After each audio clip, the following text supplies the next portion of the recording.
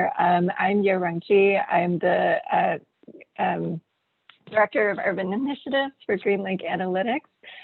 We are super excited to be presenting the Greenlink Equity Map here today for you guys.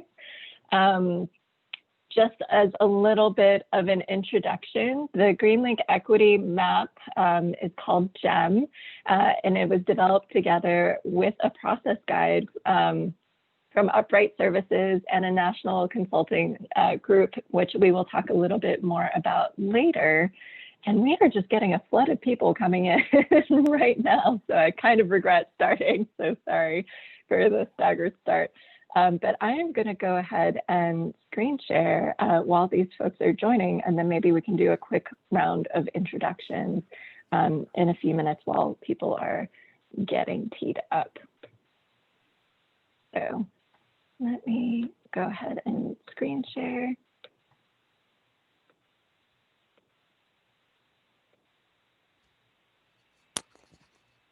And are you guys able to see that? Yeah, looks good. Okay, good. Okay, awesome. Uh-oh, I just did something. My bad. So welcome again, and especially welcome to the new folks who just joined. We really appreciate having you here. A little bit of introduction about what we're going to be doing. In the past year, with the generous support of the Kresge Foundation, as well as the Energy Foundation, in partnership with Bloomberg Philanthropies and the American Cities Climate Challenge, Greenlink Analytics, Upright Consulting Services, and a national project team of community engagement and equity experts have been developing an online Greenlink Equity Map platform and process guide to help cities across the country address their climate, social, and racial justice equity data needs in partnership with community-based organizations. So through this project, local government staff in about 50 cities across the country have gotten access to the GEM platform, and some of you have actually gotten in and started playing, and I'm so excited that you guys have. So as many of you know, it provides you with data and visualizations for over 20 equity indicators at the neighborhood census tract level. And today we're just basically walking you through a virtual demonstration of the GEM platform, allowing you to see the interface, take a look at some of the equity indicators, and maybe play with some of the functionalities of the tool, which you may or may not have had a chance to experiment with already.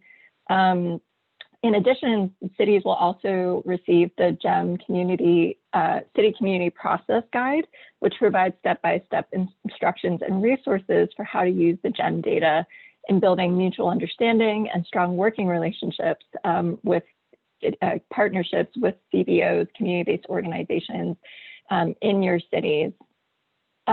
We will also be talking a little bit about the GEM website, as well as have some dedicated time for Q&A in this presentation and a chance for you guys to share your stories if you have had a chance to actually get into the platform and play around.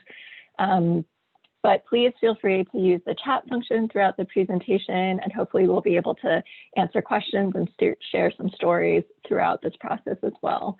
So really the hope is that with these tools, cities and communities will be able to build more aligned and effective relationships together that will lead to bolder climate equity actions faster. And we really hope that you enjoy using the tool and find it useful. So I figured with such a cool crew on the line, we should do a quick round of introductions and introduce you to the GEM team. So briefly, as I mentioned, I'm with Greenlink Analytics, but we've had an incredible project team that worked together to create the GEM platform. So I'd really like to thank our team. We're an Atlanta-based research and energy consulting company that really works to advance equitable clean energy transition. And we work on this platform. We help cities analyze clean energy policy through greenhouse gas emissions, jobs, bills, GDP, and health impacts of those kind of policies and programs. And we assist cities with developing 100% clean energy plans. We are forever grateful to partner with Upright Services. And Mina and Jeremy, if you want to do a quick introduction to yourself.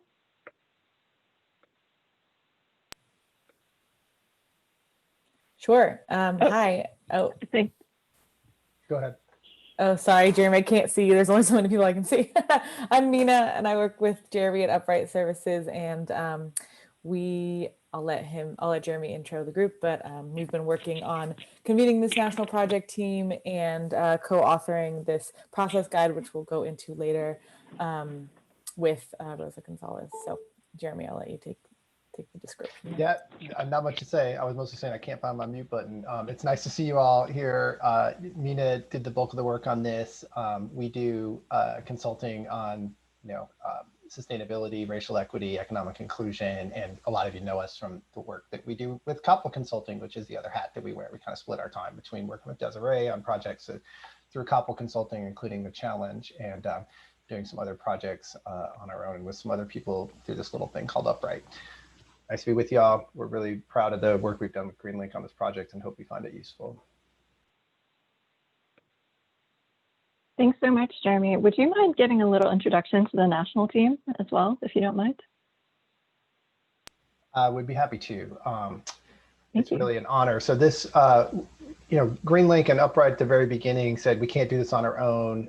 We're trying to build something that's going to work for cities and communities and really help them come together around data that helps them build relationships of mutual understanding of each other and of the climate equity issues in their cities. Who can help us do that? We looked around the country and we found this fantastic group of people who have been with us from the very beginning for about a year now, meeting regularly, providing input on the platform, really helping us think through the process guide for building city-community relationships around data, and we'll continue to anchor a broader community of practice that'll hopefully include all of you going forward into next year. So I just wanted Chandra Farley, Partnership for Southern Equity. Cheyenne Flores is at the City of Philadelphia and was a equity fellow before she moved on to staff there. I think many of you know Desiree Williams-Raji at Capitol Consulting, Divya Sridhar, Cleveland Neighborhood Progress, Lauren Ross and Ariel Drabel at American Society. Does anybody say the whole thing anymore? ACEEE. American Council for an Energy Efficient Economy. Maya Cruz at Catalyst Miami, Rosa Gonzalez at Facilitating Power, who co-authored the great process guide with Mina, and Oriana Magnera at Verde. What we've got here are some really national exemplary community-based organizations that have a track record of not only working in communities of color, but also working with the city on data and policy and climate equity issues. And so they've helped us craft both the platform and the process guide so that you all can do the same thing. Thanks so much. Thank you so much. Thank you so much, Jeremy. That was excellent. We're so proud to be working with all of you guys. And thank you so much for talking about the community of practice. We are really excited to be rolling this out to 50 cities and actually a couple more because we have a few other cities who decided that they wanted to subscribe as well. And we really want to feel like this is a community. So I wanted to take a minute, if hopefully it isn't too much of an imposition, for you guys to actually introduce yourself to each other and maybe start building this community of interested folks who are using the platform. So if you don't mind, could we do a quick round of introductions of what your name is, what organization you represent, and perhaps what's a quick icebreaker that's fun for the fall? What's your favorite fall tradition? So mine is Thanksgiving dinner. Well, actually, it's leftovers for Thanksgiving dinner. So cranberry and stuffing sandwiches the next day after. But if you don't mind, I am just going to go ahead and go through folks and start asking them to do quick little introductions of themselves. Brian, you're on my first person that I see on my list. Hi, Brian Blackman, Sustainability Director for the City of Knoxville. And my favorite fall tradition we call it Thanksgiving with the Strays. So it's just like all the friends that have family that's too far away to travel to, and we just host everyone. So that's my favorite. That's lovely. Megan, you're next on my list. Hi, Megan Ross with Los Angeles, the Climate Advisor for Buildings. Fall traditions really vary depending on what climate I'm in, but now that I'm in Southern California, I'm just enjoying cool mornings, cool evenings, and wearing long sleeves. It's excellent. I love this weather too. Christine, I should have introduced you with Greenlink. My apologies. No, you're fine. Hi, everyone. I'm Christine. I'm the communications lead and admin assistant for Greenlink Analytics. And just to give you a quick intro of what I'll be doing with GEM, I'll be leading the communication strategy around GEM and on our social media and on our newsletter. So as you start to use GEM in the process guide, we'd love to hear from you. Please feel free to share your stories, any case studies, or any interesting pieces of information that you find useful as you're working with them. And we'd love to share that online and with our network. And you can subscribe to our newsletter on our website too. My favorite fall tradition is it also kind of what Megan said, just depending on what climate I'm in. But I love just this end of the year, kind of going inwards, reflecting on how the year went and starting to plan for my next year on what lessons learned, what do I want to do differently, what I appreciated and take into gratitude from this past year. That's beautiful. Thank you, Christine. Talula, you're next on my list. Hi all, I'm Talula Pontuti and I work for Salt Lake City Sustainability Department. I'm an outreach coordinator. So I'm here mostly learning. I do a lot of support on different projects related to food access and equity and recycling and such. So favorite fall activity, it's fall climbing season. So it's just another time to get out there and enjoy the outside. So thanks y'all.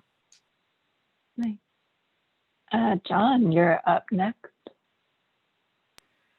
Yeah, y'all. My name's John Bailey. I'm the Transportation Climate Advisor in San Antonio, and fall hikes by far. Lots of resonance on that one. That's great. Maria. Hey everyone, I'm Maria Thompson with the City of Denver in the Office of Climate Action, Sustainability, and Resiliency.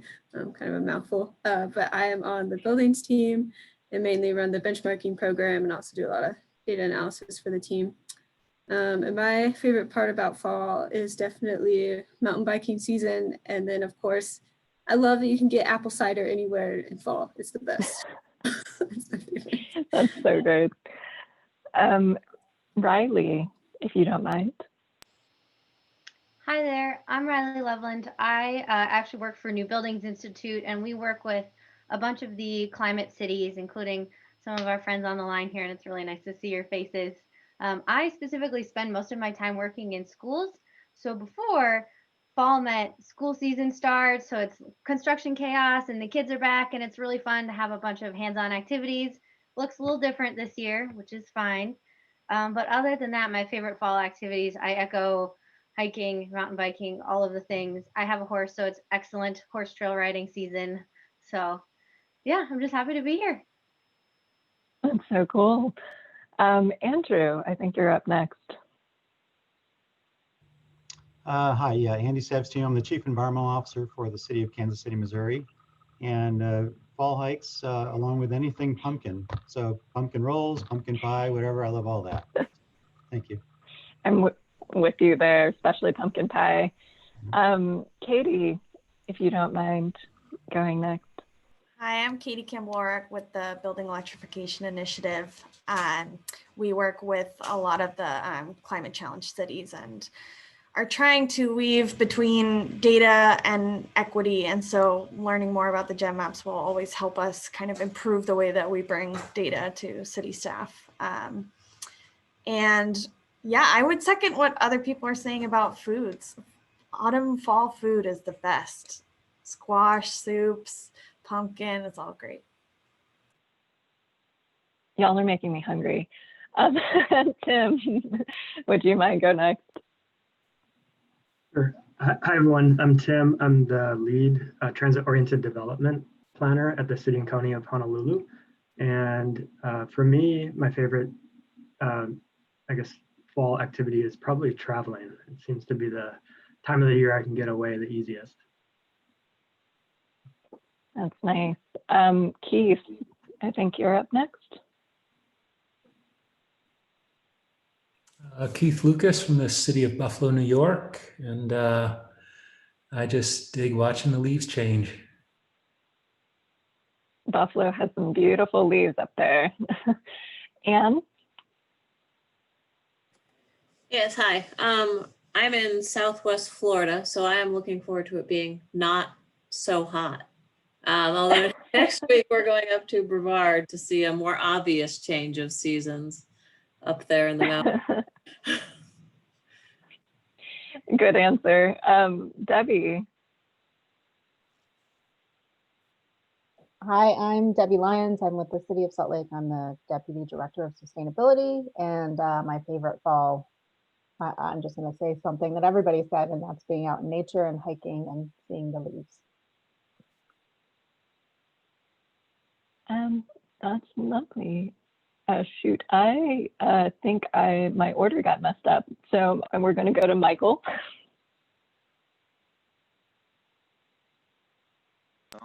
Let me unmute myself.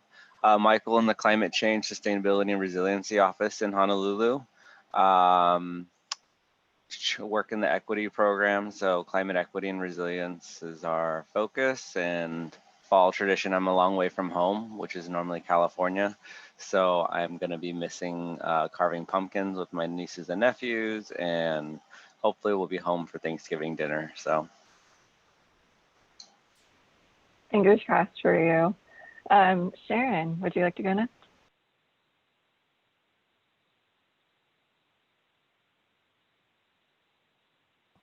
Hi, I'm Sharon McGuire. I work for the City of Plainfield and Community Development.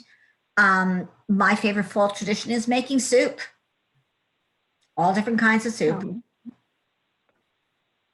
Definitely hungry now. I might skip out on the rest of this meeting just to go eat at this point. Eric, I think you're next. Good afternoon. I'm Eric Schambarger with the City of Milwaukee. I lead our Environmental Collaboration Office, also known as ECO. And my favorite fall activity is picking apples with my family and watching the Wisconsin Badger football team. Normally, not this year.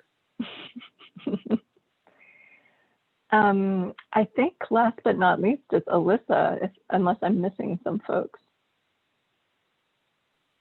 Hi, I'm Alyssa Farina. I'm from the City of Miami, Office of Resilience and Sustainability.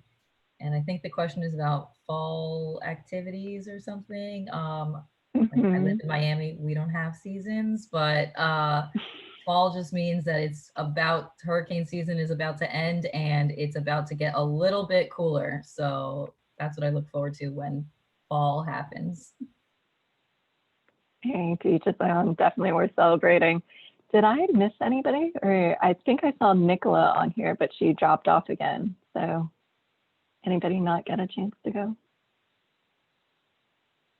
All right, well, we'll introduce Nicola if she gets a chance to jump back on, but thank you guys all so much for your introductions. I want to go see leaves changing and hiking and eat something really tasty right now. So let's get through this gem demo and get you all excited about this, and then do that for the rest of the day if we can. So thank you guys so much again for being here. We're excited to start creating this community with you, and hopefully we'll get you to talk a little bit more later in this presentation if any of you have gotten into GEM about what you've been seeing for your cities, and start exploring together. So a little bit more about the GEM platform itself. The Greenlink Equity Map really is the locus of Greenlink's efforts to make democracy work better through more equitable processes, if we want to be very high-minded about it. But basically what we have seen when we talked to a lot of cities across the country is that there is a massive data gap when it comes to equity. So, sorry. There's a lot of questions of where are we around equity? Why are we here? What forces led us here? And what forces could potentially change equity and climate outcomes? And how can we work better together to get where we actually need to go and create really bold climate and equity actions? And answering these questions with data and community engagement combined together will really help us address those information gaps and expose the interconnected nature of equity in our cities. So we really want to start with joint meeting making between cities and communities to progress towards participatory policymaking. And Greenlink really started pairing high resolution localized data with improved community engagement and equity processes in the Atlanta 100% Clean Energy Plan back in about 2017, 2018, when City of Atlanta was creating its Clean Energy Atlanta Plan. This was the first version of our energy burden maps ever, and we created it for the city's plan. And the results were really, really striking, where we looked at energy burden, which is about the amount of money people pay for their energy bills on a monthly or annual basis. And the national average, you usually see about 3% of income going towards paying utility bills. But in Atlanta, there were some areas, for example, here, where you could see high levels like 6%, 6.8%, and even 9%, which really gets to that area of having high energy burden, which is right around that 6% mark, or severe energy burden, which is right around that 10% mark. And this really helped change the trajectory of the Clean Energy Plan in Atlanta, in that their community engagement for the clean energy planning really started targeting areas where there was high energy burden, really making an effort to go out to talk to those frontline, more vulnerable communities, as well as changing the process of the actual development of policy and program creation, because before this clean energy plan and before this map came out, the city of Atlanta was very much focused on commercial energy efficiency. And with this mapping, with this community engagement in the clean energy planning, they ended up focusing more on residential energy efficiency and are actually in the process of building out a low income energy efficiency program in high energy burden areas. So we really saw the power of mapping plus community engagement through this one example. And we really wanted to expand this access to multiple cities across the country, knowing that Atlanta's experience really wasn't unique. So we saw maps as a starting point. And as more cities are committing themselves to climate action and to equity concerns, we just talked to many of them across the country, and USDN actually ended up helping us do a survey, which showed that over 100 cities across the country requested digestible, accessible climate and equity data. But most of the current ways of doing it for cities through GIS, while informative, was incredibly difficult to use without professional training and was often inaccessible for community members, unfortunately. So following that survey, we actually ended up conducting 80 interviews with equity leaders, city leaders, community-based organizations, and foundation program leaders, academics across the country to actually see what they really needed from an equity mapping platform. And what they told us was basically they needed something localized, something at the neighborhood level that they could use in policy program and community engagement that was high quality and trustworthy. So that's how we developed this GEM platform. And 50 cities were chosen across the country based off of their carbon footprints and income inequality and energy burden to actually participate in this pilot.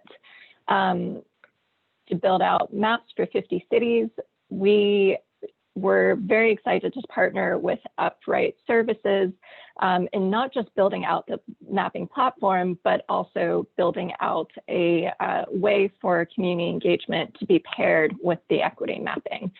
So I'm going to pass it on to Jeremy and Mina to talk a little bit more about their work and how their work pairs with the map. Great, thank you. Thanks, Yo.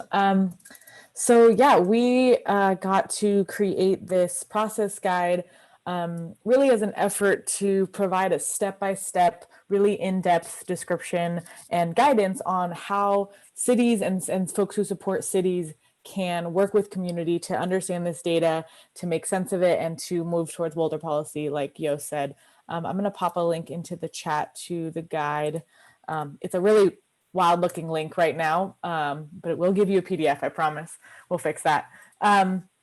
And so the audience of this guide is cities and city staff. And so it's really written for that set of folks, given, kind of understanding the challenges that you all face in cities and also the opportunities and kind of special positionality that you all have in cities to be able to look at this data with community and affect some change. And we can go to the next slide. Thank you. So I worked on this with some of our national project team, and it was led by Rosa Gonzalez, whose photo is here. She runs an excellent facilitation and consulting group called Facilitating Power. And again, you may have heard of Rosa's work in the spectrum of community engagement that goes from, I think, tokenization to collaboration. You may have seen that in some of the USDN documents and some of the other sort of best practices that are out there for community engagement. And this guide kind of goes beyond that into, and we'll get into kind of the specifics of that. But the intention of this guide is to really use it in tandem with the data. The idea was that the data isn't necessarily going to, if it just goes to cities and communities who are actually the ones who are represented in the data, if the people on the ground are accessing this data, it's not really going to do a whole lot for us. It's not going to be our best use here. And a lot of the guide actually does focus on the relationship building element and the sort of interpersonal parts of doing this work with communities. We can go to our next slide. And so this little kind of screenshot here is a version of our table of contents. So you can kind of glance and see what kind of the key elements are, but essentially we've broken it out into about 4 sections. So the framing, which starts with really understanding the ecosystem approach to looking at racial equity, which refers to all the different players and all the different kind of intersections that this data can point to and that the relationships involve. And then this sort of 1, 2, 3 of preparation for the data analysis, actually conducting the process, and then the follow through. And as you can see, a lot of the work is actually kind of front loaded in the preparation phase. And so that's going to include things like the city doing their own work to get prepared to talk to community, what that means, who to identify, how to set goals, how to set timelines, how to co-design a process, and then the actual process. And then the follow through also has quite a bit of focus in sort of evaluation and reflection, sharing the work more widely, and really doing that continued investment for community partnerships. We know that a lot of the best practices in various documents kind of all around really emphasize the need for continued relationship building and investment instead of these sort of one-off interactions that are often what happen when cities and communities come together. This guide helps give some tips for investing and really working on the long-term relationship building here. And of course, there's plenty of detail around actually looking at the data and how that can look, different formats, different learning modalities, things like that. And we also, something that's not on this screenshot is that we also have a very, I wouldn't say comprehensive, but a long, big library of resources at the end of the document. Hopefully you all can access that PDF, which gives plenty of resources for both individual and team development within cities. So, addressing power and privilege, things like that, and then moving into facilitation and all different types of learning modalities and all different types of resources for the different components that are framed here. So we're really excited to bring this to you all and to have this be paired with the data analysis, the GEM maps, and to do the data analysis. And it's a big, huge document. And so while of course we hope that it is helpful, we know that it's not always going to be lifted off the page into real life. And so part of what we're going to be offering in the new year is going to be this community of practice, which details are still being worked out, but our intention is really to get into the weeds of all of this and help folks figure out how to implement this and put it and have it happen in real life on the ground. And Rosa Gonzalez, our lead author, will be offering a webinar hopefully the first of a few, diving into spending the hour just on this guide. And that'll be coming up in December, and we'll be sending out an email to all of you to confirm the date and time for that. So she'll be there and she'll walk us through it all. And this won't be the first or last time, hopefully, you've seen this. There'll be much work around this that will be done. And part of our 2021 work is really providing support for the capacity building to actually pull this off and to make these maps as useful as possible to you and your communities. Thank you guys so much. You guys put so much effort and creativity and intense intelligence and thoughtfulness into this guide. I'm excited for these cities to get into it and use it. I just want to note that we do have a equitymap.org website where if that is a very long link for Mina, you can go to equitymap.org and download it as well at that website. And in fact, this might be a good time to actually switch to it, and I can give you a quick preview of the website. So this is equitymap.org, and a little bit of an introduction about the equity indicators, but the process guide is right here on the front page. We really want to make sure that people can see it and download it and use it, so you can download it here. A little bit more information that you can find out about the equity map and how to use it. This how to use the Greenlink Equity Map page is quite useful. I get questions on where are our data sources for the equity indicators coming from.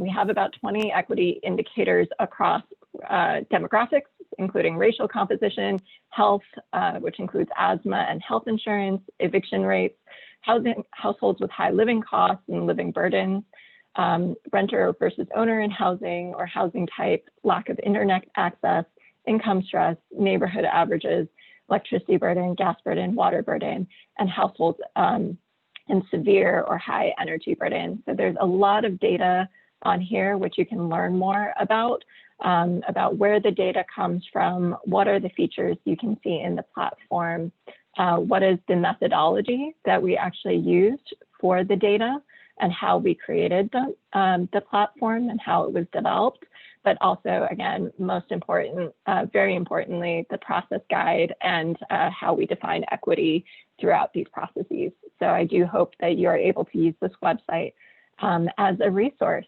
But since we went ahead and started talking about equity indicators, I think the next step is actually to dive into the platform ourselves on this and actually take a look around, if you don't mind indulging me. So I decided to start with Atlanta. I hope you don't mind. This is where I call home for the past 20 years. But I figure since I already gave you a little bit of Atlanta as a use case, just to start with, I would look at energy burden, which is, again, the amount of money people pay for their electricity and gas energy bills in comparison with their income. You can actually take a look at all the different utility burdens here and just select electricity and gas if you're specifically interested in energy burden. The areas with higher levels of burden are in darker colors versus the areas of lesser energy burden are in lighter colors. So you can see through the map of the city of Atlanta, this is actually Fulton County, so I should say it's the map of Fulton County, that the northern regions have lighter energy burdens, right around that 1% to 3%, which is around the national average. In comparison, if you look at the southern areas of Fulton County, you get much higher levels of energy burden, above that 6% high energy burden, and really getting up to the severe energy burden levels. So this actually lets you zoom in and get down into the neighborhood and census tract levels where you can start seeing more like 14% energy burden or 24% energy burden. And this is quite high, and this is actually quite different than what we were seeing at the zip code level, which was more aggregated. So you can see that certain neighborhoods and census tract levels have much higher energy burden than what we were even seeing at the zip code level. So what's a couple of features that are quite interesting that I think if we could go back and do Atlanta all over again, these are the lessons learned from it. Is City of Atlanta really saw this equity map and realized originally we were going to do community engagement in the 4 quadrants of Atlanta, which were right around here, surrounded by the perimeter. And we were going to touch them more equitably at a neighborhood planning unit level and kind of go through all of these and do a survey across Atlanta. But like I mentioned, Atlanta saw this map and really saw the need for increased engagement around energy and energy equity and energy efficiency in the South, and changed up their strategy to do more community engagement within these communities. So one of the features that you can actually use in this platform is this slider bar, which is actually a filter bar that helps you target who the most highly burdened communities are.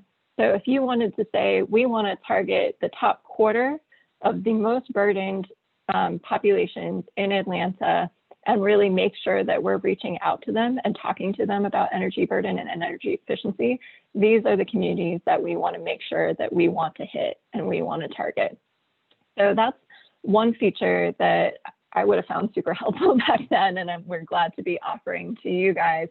And you can do this for multiple different indicators that you see across the board. So for example, asthma rates, you can take asthma rates and say, you know, who are the most heavily burdened with asthma rates in Atlanta? If we're doing some kind of public health outreach component, which neighborhoods would we want to make sure to touch?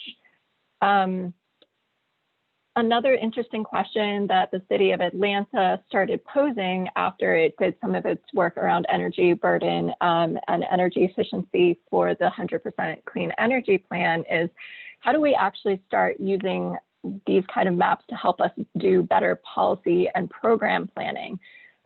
So if we wanted to create a policy that really looked at single family versus multifamily homes, if we really want to look at multifamily and how to do a lot of residential units at once, which neighborhoods should we start looking into? This map can help answer that question and look at where there are higher multifamily versus single family communities and start targeting energy efficiency programming in those areas. Similarly, for renter versus owners, if there are restrictions on whether or not you can work with renters and you need to primarily focus on owners with an energy efficiency program, we can also look at that kind of issue. Racial composition has been something that has come up in Atlanta as well, especially with our focus on equity under this mayoral administration under Mayor Keisha Lance Bottoms. She really made equity a cornerstone of her platform. So one of the things that we did with this mapping platform is that you can see racial demographics across the city. So this teal color is predominantly white communities, green is predominantly Black communities, red I believe is Asian. We have a legend here that actually helps figure out what all the colors are, as well as what are the actual definitions of all these indicators are also provided in these legends. You can look at these one-dimensionally as well. So instead of looking at all different, who are the dominant races in these areas, you can look at which neighborhoods are predominantly Black or which neighborhoods are predominantly white.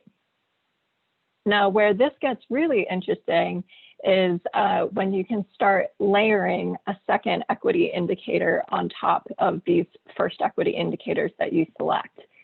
So, for example, if we're looking at which neighborhoods have high energy burden that we're interested in, but are also highly white populations, we can see that there aren't that many neighborhoods that are both highly energy burdened and highly white.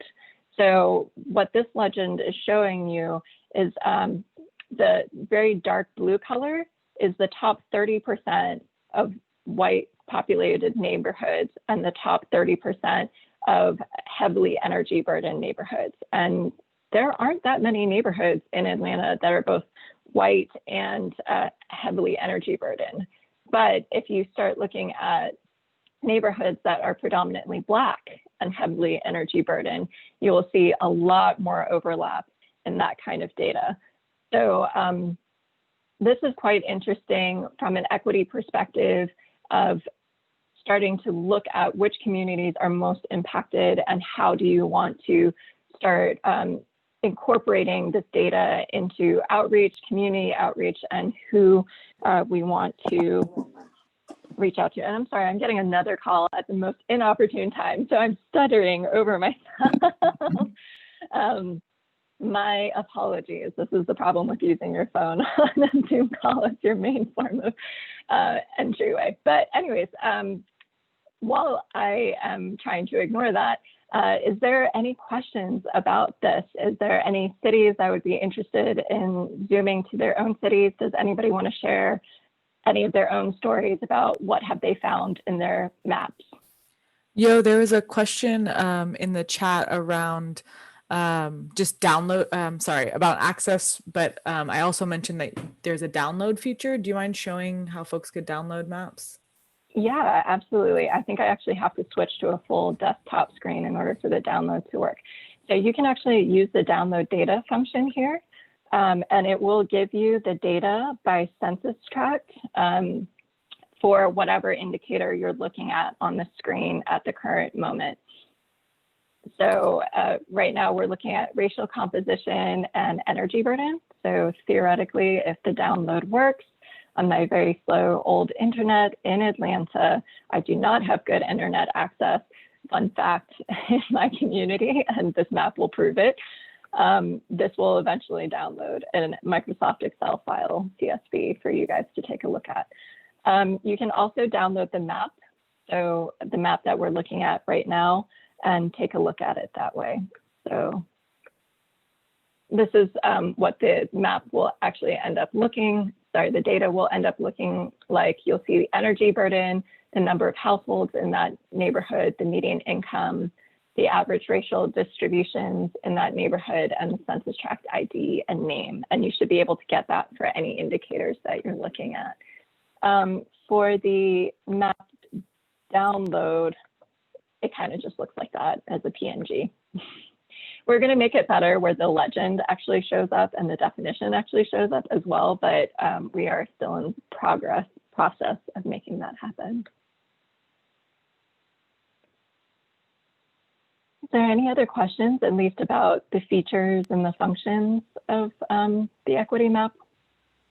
Got one in the chat, from Michael, which is interested in how we can publicly share this data with the community to advance conversations. So, and we shared that we're working on getting all 50 leadership cities are going to get instructions to be able to share access to the maps with community-based organizations. And we'll be rolling that out soon. Michael had a question about any idea as to how long these maps will be available for and how frequently these maps will be updated. That's a really great question.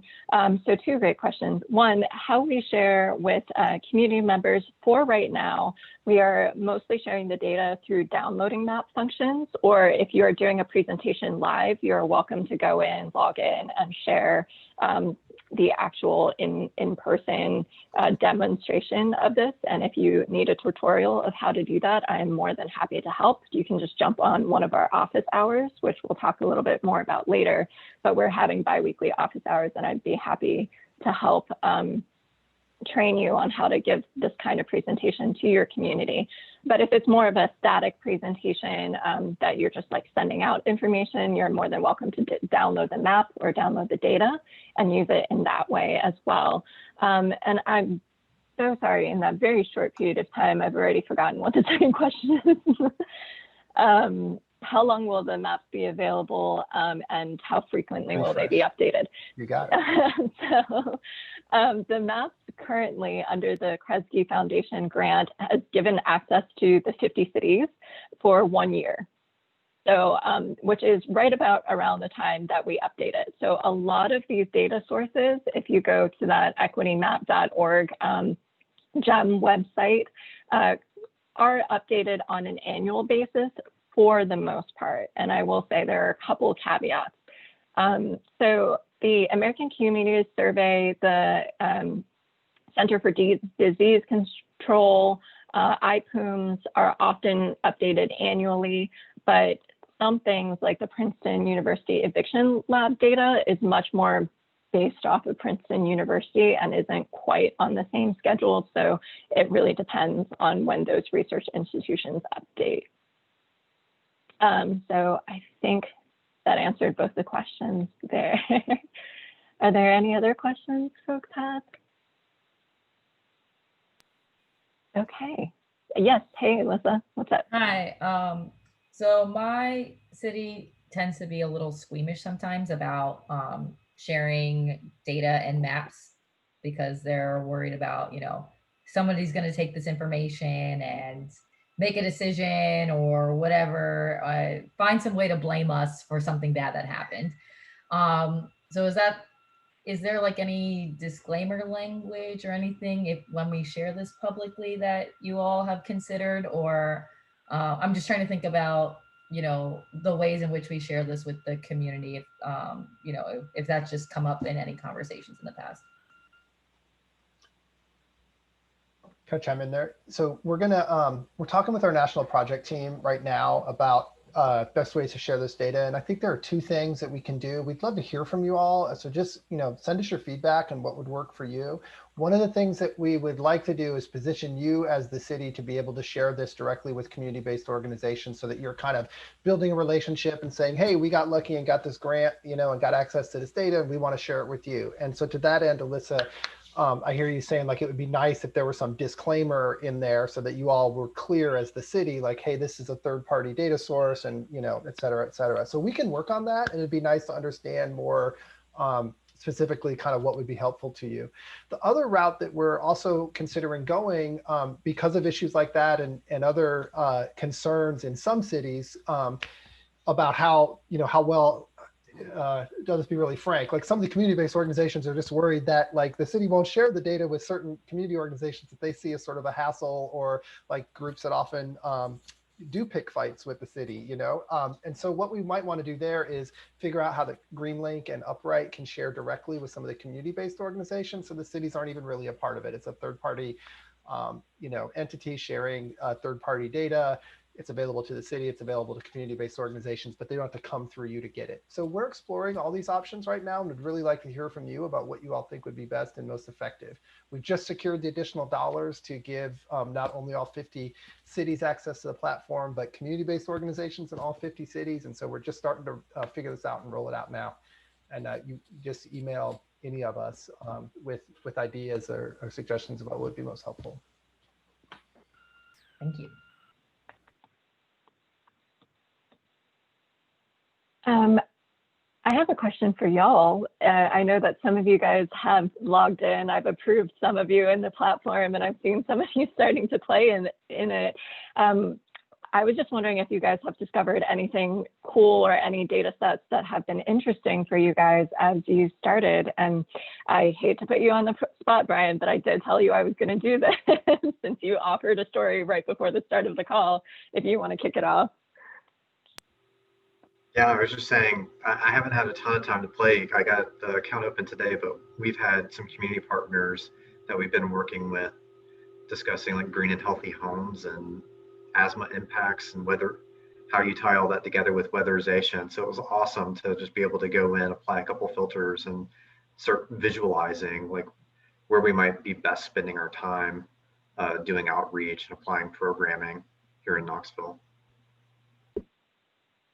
That's very cool. So you guys were applying the asthma filter and the energy burden in Knoxville? Yes, I applied energy burden with above average, households with above average energy burden and health asthma rates. And that gave me probably the better slice of nuance when I was looking at it. Mm-hmm. So these dark blue areas were the kind of the areas that seem like were higher value targets for that kind of programming? Yeah, especially just east of our downtown, like right above the two L's and the E. That's kind of my smell test. Those are some of our lower income neighborhoods. So I was like, okay, what is it returning what I would expect it to return? And it's like, yeah, okay, well, where else? Where's next? These are kind of the no-brainers. Did you find anything that surprised you by any chance? I've reached out to one of my community partners because I want to show them this, and they're the one that's doing the research. And so I want to sit down and kind of share some of this with them and get their thoughts on it and how they think would be best to use it. So awesome. Checking all the boxes, I think, for your desired outcomes. And this is just day one. This is just day one.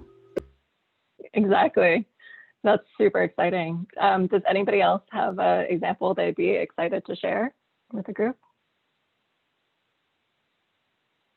All right, we are actually a little bit short on time, but like Jeremy said, we are actually in the process of trying to create a community practice. So this is just the start of our conversations, especially as you get more into thinking about these kind of things. So please feel free to continue playing, and we'll have many more chances to connect as a group, hopefully, if you guys will join us again. So just a quick summary of where we'd love to see you guys go with this, and just some ideas and thoughts. I'm sure that you guys will come up with many creative ways of using this that we haven't even dreamed of yet. But we would really like to see cities and communities use this to make bold change. So making the case for climate and equity work together, developing better process equity to bring in community members and community engagement into these program and policy design, really doing better program and policy design that centers equity and climate, and hopefully in the future, really using these types of maps to explore policy impacts and project better pathways forward and creating better outcomes. So we already went through those. Just a couple of next steps. So for right now, 50 cities across the United States and some additional cities who have subscribed to the GEM platform have open access to the GEM platform itself. If you have a city email address, you are able to log in and register for GEM platform access, and that's people in planning, that's people in equity, sustainability across the board, as long as you have a .gov or some kind of equivalent email address. We are in the process of securing funding to actually make this open to community-based organizations in those 50 cities at the beginning of 2021. So really trying to encourage that community engagement and working together. So please stay tuned to our communications. We would love to roll that out and work together with you to actually understand which organizations you guys would like to work with and bring them into this process. There are resources to help support you guys as you are using this tool. Greenlink Analytics is going to offer bi-weekly office hours on Mondays and Wednesdays. And there's more information on our website, equitymap.org, where you can actually log in and register for those hours. We will be having upcoming webinars, including ones led by Upright Services to do a deep dive into the process guide. And then we have some really exciting tools coming up through a second round of grant funding. And I might ask Mina or Jeremy to talk a little bit more about the community practice that has been mentioned a couple of times.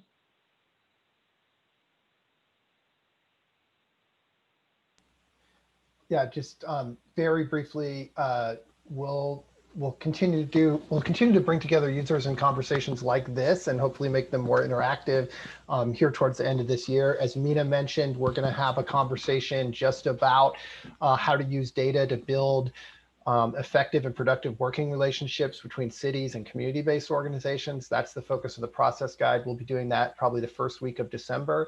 And then we're really going to spend the rest of this year gearing up to have a much more robust community of practice launch in 2021, where cities and community-based organizations who are working on data and collaborative data analysis for climate equity issues will be able to come together on a regular basis to share information, to learn from each other, to support use of the GEM platform, and the use of the maps and the process guides in general. So we're going to be developing that and rolling it out. And what we really hope is that you all will continue to allocate a little bit of time to come into a space that's fun and useful for you to connect with other people that are doing this work. And we can really advance the whole field of practice, not only around good data and analytics for climate equity, but also good relationships between city staff, city government, and frontline community-based organizations. You know, using data to understand each other better, to get a shared understanding of what's really happening around climate equity, and to lay a foundation for collective action that we know is going to be necessary to solve the problems that are ahead of us. So we look forward to doing all that with you, and kind of stay tuned and let us know what you need and what would make you want to spend a little bit of time every month with some of your peers and colleagues digging into these issues. Awesome. Thank you so much, Jeremy. And a few other resources that we're teeing up to launch in the next year. We want to do video trainings. So when you dig into some of these features, what kind of questions we could help answer using the platform. We want to do a Q&A fact sheet, and we want to do white papers. So if you are actually discovering something really cool in your city that you think would be a really interesting case study or that other cities can learn from, we would love to hear about it. We'd love to help you write a white paper and actually get that kind of research and data out into the world so that cities can learn from each other and do better. So again, please find more information at equitymap.org, and Christine would probably want me to plug all of our different social media ways and our newsletter that you can sign up for as well. And with my last couple of seconds, I really want to give special thanks to the Kresge Foundation, the Energy Foundation, Bloomberg Philanthropies, without whom none of this could have been created. And I wanted to thank the 80 interviewees and partners that we interviewed to actually make this program happen. Many of you who are actually on this call, thank you so much for your wisdom and insight. I hope that we were able to take your feedback and create something really useful for your city and your constituents. So I think we're at time, but I don't know about Mina and Jeremy, but I'm around. I can stick around for a few more minutes to answer questions if you have any. But if not, please feel free to drop off. And thank you guys so much for joining us. This is the first step in a really exciting process.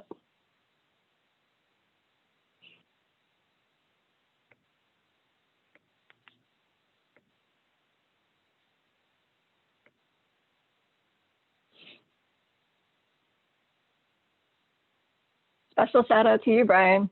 Thank you for letting me put you on the spot. Happy to, no problem. I do need to figure out, I don't know if you saw my comment about, I've got some of these subpages getting blocked by our firewall. We were like one of the unfortunate cities that managed to get hit with ransomware, and we got hit just during the summer. So our firewall is the most unfriendly thing that you could imagine.